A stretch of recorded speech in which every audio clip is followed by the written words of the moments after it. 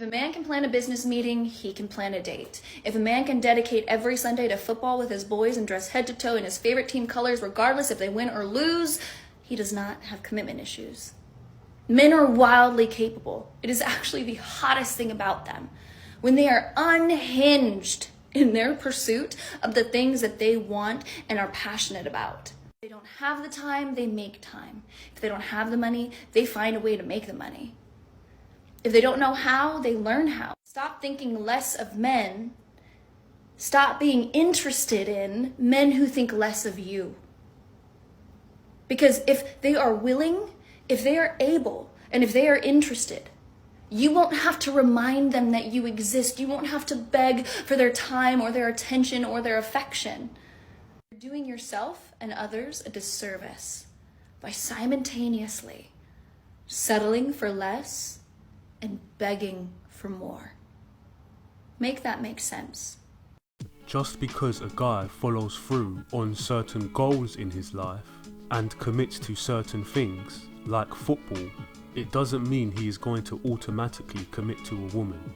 Women have a different set of criteria that they have to meet compared to a football team, and it's up to the woman to prove that she is worthy of commitment according to his criteria.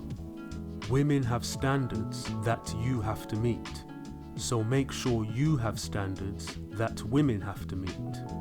Women assume that they meet your standards automatically, and they think they are already worthy of your time, attention, energy, and resources, but they are not. They never will be.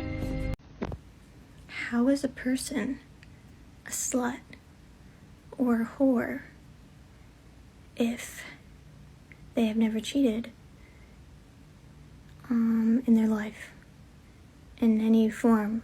Because there's many ways you can cheat.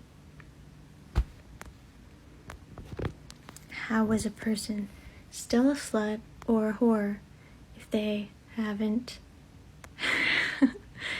had a sexual partner in over a year?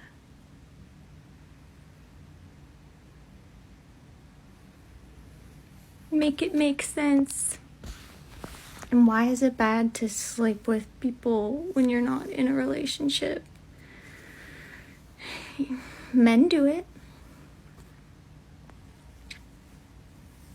Oh, but it's okay when a man does it, because it's okay when men do anything.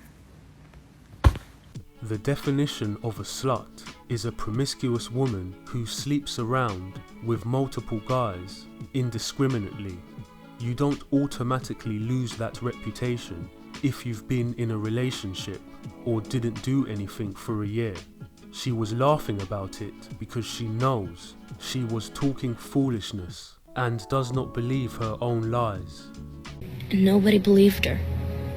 Prioritizing yourself in dating is never paying, being late because you want to look good, not letting him physically advance with you, especially on his timeline, having all the dates be on your schedule, never letting him meet your friends, not letting him know your real name, not letting him know where you live, not letting him inside the place where you live, being willing to be a problem and stressing him out, not fighting to keep the conversation alive when the conversation gets dry. Yes, you literally sit there in silence until he picks it up, and if he doesn't pick it up, oh well, date's over, conversation's over, phone call's over. If he gets in a weird bad mood in the middle of the date, you just go, okay, well, I'm gonna go home now, bye. And if he was paying for everything the first 3 months and then suddenly he decides to stop, you dip. Like, oh, he wants to change? Yeah, well, I can change too. Change out of this relationship and into a new one, bye. And if you ever do physically get with him and you get back to his place and he has a sloppy floppy, can't get hard soppy, you go home. You do not try to put that gummy worm in your mouth. You do not deal with it. You let him and his doctor figure out that issue. Notice how all of these things are what's best for you. That's how you make yourself a priority. You know the worst thing about this video?